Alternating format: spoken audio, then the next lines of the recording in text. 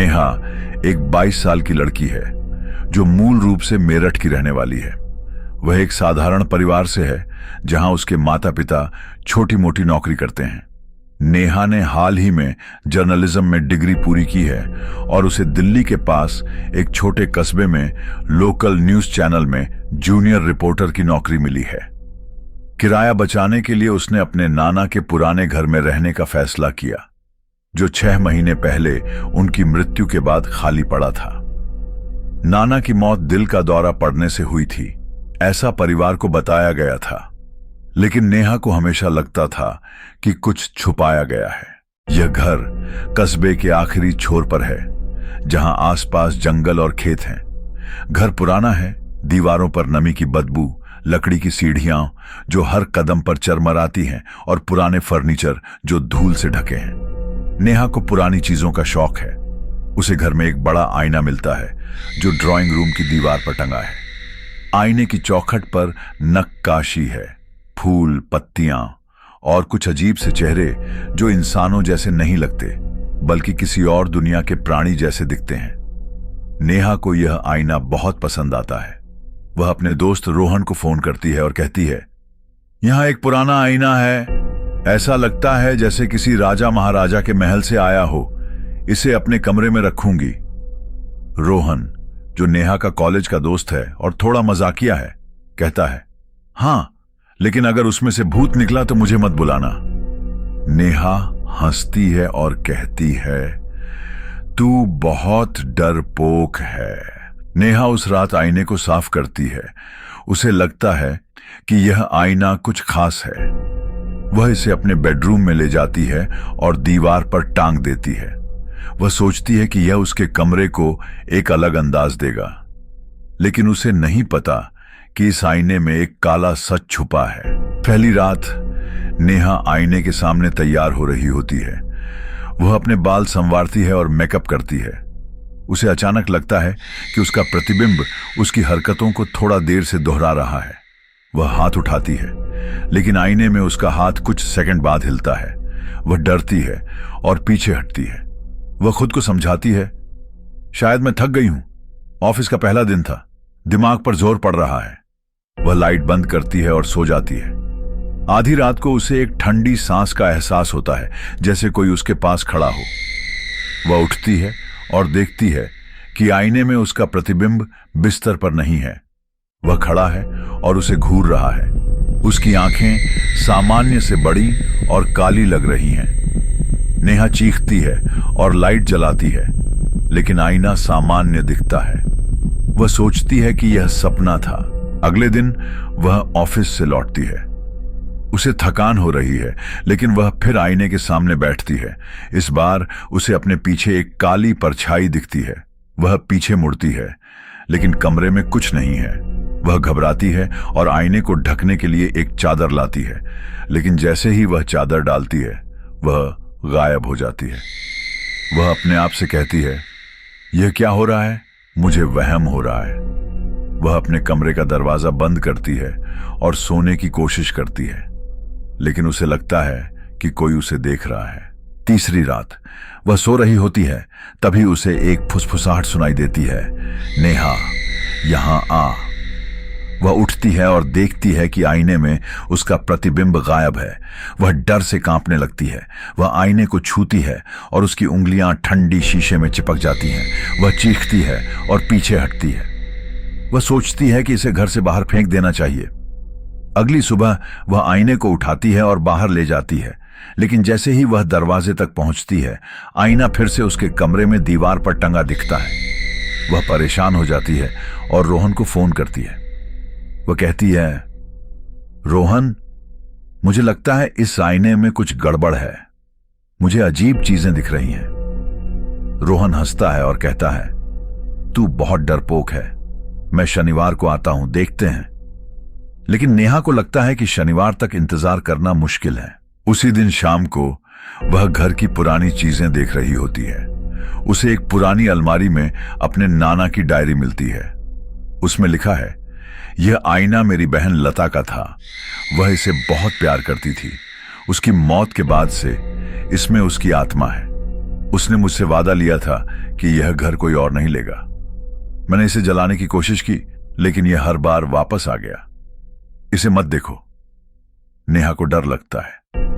उसे याद आता है कि उसकी मां ने एक बार कहा था कि नाना की बहन लता की मौत अजीब हालात में हुई थी, लेकिन कोई कुछ बताना नहीं चाहता था।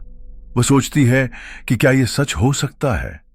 वह डायरी को बंद करती है और आईने के सामने खड़ी होती है। वह कहती है, अगर तू यहां है तो दिखा, मुझे सच बताना होगा। तभी आईने में एक औरत का चेहरा उभरता है, बूढ़ा, झुर्रियों भरा, और उसकी आंखें गहरी काली। वह कहती है, तूने मुझे बुलाया, अब तू मेरे साथ आएगी। नेहा डर से पीछे हटती है। उसे लगता है कि कमरे की दीवारें सिकुड़ रही हैं। वह भागने की कोशिश करती है, लेकिन उसका पैर फिसल जाता है। वह गिरती है और देखती है कि आईने से एक काला हाथ निकल रहा है। वह चीखती है और किसी तरह दरवाजे तक पहुंचती है। वह बाहर निकलने की कोशिश करती है, लेकिन दरवाजा नहीं खुलता। वह अपने फोन से रोहन को कॉल करती है, लेकिन सिग्नल चला जाता है। वह घर के कोने कोने में छुपने की कोशिश करती है, अलमारी में, बिस्तर के नीचे, किचन में, लेकिन हर बार आईना उसके सामने आ जाता है। उसे लगता है कि यह आईना उसे कहीं ले जाना चाहता है। वह थक जाती है और सोचती है कि शायद हार मान लेना ही बेहतर है, लेकिन उसका मन कहता है कि उसे लड़ना चाहिए। वह एक पुराना लोहे का सरिया उठाती है और आईने को तोड़ने की कोशिश करती है, लेकिन जैसे ही वह वार करती है, सरिया उसके हाथ से छूट जाता है और आईने में समा जाता है। वह हताश होकर बैठ जाती है और कहती है, मुझसे क्या चाहिए तुझे? 5वीं रात नेहा हिम्मत जुटाती है। वह आईने के सामने खड़ी होती है और कहती है, तू कौन है? मुझे क्यों तंग कर रही है? आईने से एक ठंडी डरावनी आवाज आती है, मैं लता हूं, तेरे नाना की बहन। ये मेरा घर था।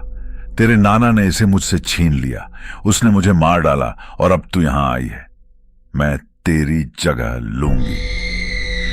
नेहा देखती है कि आईने में उसका चेहरा बदल रहा है। उसकी आंखें काली हो रही हैं, उसके बाल सफेद हो रहे हैं और उसका चेहरा बूढ़ा और झुर्रियों से भर रहा है।